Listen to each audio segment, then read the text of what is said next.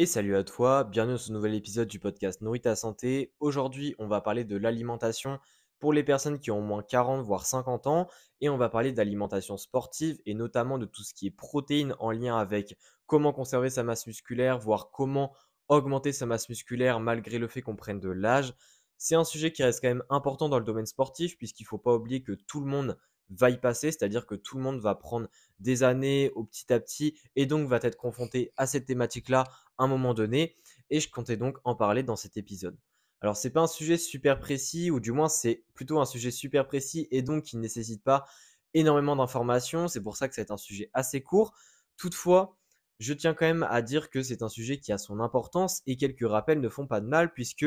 une alimentation pour conserver sa masse musculaire, voire pour prendre de la masse musculaire à cet âge-là, ne va pas être une alimentation totalement identique à une alimentation qui se fait chez les personnes d'une vingtaine, voire d'une trentaine d'années, quand on fait également du sport et qu'on souhaite avoir de la masse musculaire, la conserver, la prendre, etc. Bref, des objectifs assez similaires. Déjà, pour remettre dans le contexte, généralement, on considère que pour ce type de population,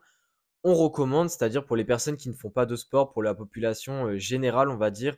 qui ont autour de 40-50 ans, on recommande d'avoir au moins 0,8 g de protéines par kilo de poids de corps, voire carrément 1 g de protéines par kilo de poids de corps si on se dirige vers le groupe des personnes considérées comme âgées. Mais ici, c'est différent puisque dans ce cas-ci, on cherche à maintenir la masse musculaire, voire carrément plutôt ici à en prendre un petit peu, puisque évidemment l'objectif de la population générale, ça reste quand même de la conserver. Mais dans le cas des sportifs, on cherche plutôt à encore une fois s'améliorer, parce que les sportifs cherchent toujours à améliorer leur performance, à améliorer leur physique, si c'est ça qu'ils veulent, etc. Et donc ici, on ne va pas se limiter à seulement 1 g de protéines par kilo de poids de corps, mais on va plutôt s'orienter vers les 1,2 g de protéines par kilo de poids de corps au minimum pour justement nous aider à augmenter notre masse musculaire, même si on a déjà 50 ans par exemple. Alors, il faut savoir que c'est un minimum, c'est-à-dire qu'on peut très bien aller à 1,6 g par kilo de poids de corps. Moi, c'est une quantité que je recommande généralement pour toutes les personnes, c'est-à-dire pour les personnes de tous les âges. Et notamment, ça ne fait pas exception chez les personnes qui ont 40-50 ans. Et je recommande même chez ces personnes-là à ne pas hésiter à aller un petit peu au-dessus de 1,6 g par kilo de poids de corps. Mais en tout cas, ce que je considère, c'est qu'il faut vraiment au minimum être à 1,2 g par kilo de poids de corps. Sinon, le maintien de la masse musculaire se fera peut-être, mais en tout cas, gagner de la masse musculaire sera beaucoup plus compliqué. Pour la simple et bonne raison que quand on prend de l'âge, on va être de plus en plus confronté à ce phénomène de résistance anabolique. C'est ce qu'on appelle dans la littérature scientifique, c'est le anabolic resistance. Et justement, ce phénomène-là, c'est tout simplement le fait qu'on ait beaucoup plus de mal, malgré le fait qu'on fasse comme avant, au final, quand on était, on va dire, plus jeune,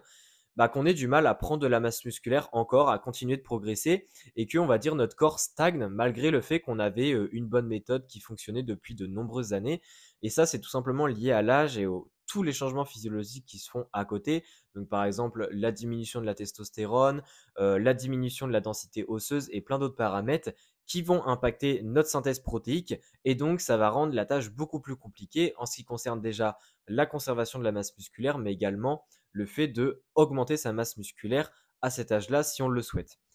Mais ça ne veut pas dire que c'est impossible et même si ce phénomène est présent, eh bien c'est justement cette augmentation de la quantité de protéines qui va déjà dans un premier temps être primordiale pour annuler, on va dire, cet effet-là ou du moins faire en sorte de contrebalancer ces effets-là pour qu'on puisse continuer à progresser, continuer à aller vers ce qu'on veut. Mais évidemment, ça ne suffit pas à la simple quantité journalière de protéines, il y a d'autres choses à faire. Et notamment au niveau des protéines, ce qui est important, c'est de bien répartir ces protéines dans tous ces repas. C'est-à-dire que oui, 1,6 g par kilo de poids de corps, c'est intéressant, mais le mieux reste d'avoir 0,4 g par kilo de poids de corps de protéines dans ces 4 différents repas de la journée, par exemple, si tu prends 4 repas par jour. Après, si tu en prends 3, c'est un petit peu différent. Il faut plutôt orienter les 0,5-0,6 g par kilo de poids de corps de protéines pour justement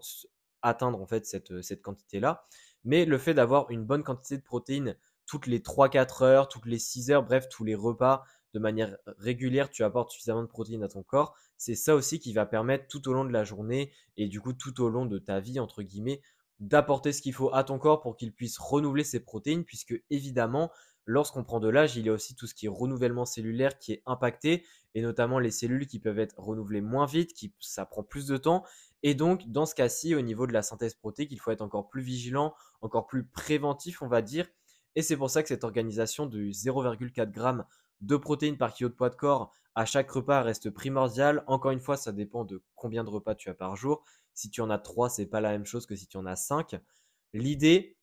c'est de vraiment atteindre cette quantité globale, donc au moins 1,2 g par kilo de poids de corps de protéines par jour, mais de découper en fait en plusieurs étapes selon le nombre de repas que tu as pour avoir une stratégie qui est cohérente et pour avoir un apport en protéines qui est cohérent et justement qui est régulier à travers ta journée. C'est vraiment ça la chose primordiale. Évidemment, dernier point que je comptais ajouter à cet épisode, c'est de bien t'entraîner, hein, parce que si l'entraînement n'est pas suffisant, s'il n'y a pas assez d'intensité, s'il n'y a pas assez de fréquence, de volume, bref, si l'entraînement n'est pas adapté pour justement prendre du muscle ou même pour conserver ta masse musculaire, eh bien malgré le fait que la stratégie au niveau des protéines soit correcte, eh bien il aura forcément un problème. Et également, dernière chose qui me vient en tête, c'est le fait de manger suffisamment d'énergie, c'est-à-dire que plus tu vas être à une quantité de calories qui va être basse, c'est-à-dire un déficit calorique qui va être plus ou moins sévère ou déjà dans un premier temps présent, et plus il y aura de chances que cette synthèse protéique se fasse mal, parce que quand on prend de l'âge, eh bien, être en maintien calorique, c'est ce qui va au minimum nous permettre de progresser. Mais être en déficit calorique, ça reste encore plus compliqué de justement maintenir sa masse musculaire dans un premier temps, mais surtout d'augmenter sa masse musculaire. Alors, un surplus calorique peut évidemment bien faciliter la chose, si évidemment le reste est fait correctement. Mais je tenais juste à préciser que, évidemment, si tu es en déficit calorique, il ne faut pas t'attendre à ce que ça soit aussi simple que si tu étais en maintenance calorique, voire carrément en surplus calorique.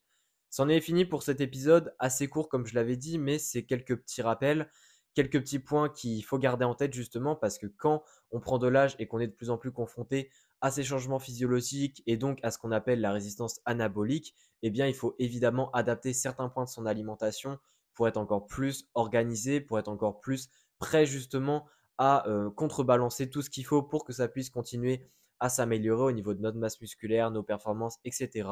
Donc si cet épisode t'a plu, n'hésite pas à laisser une note et si évidemment tu souhaites le partager à des personnes de ton entourage qui ont peut-être cette tranche d'âge-là et qui font de la musculation ou d'autres sports et bref qui sont très sportifs, je t'invite à partager cet épisode et on se dit à la prochaine. Allez, ciao.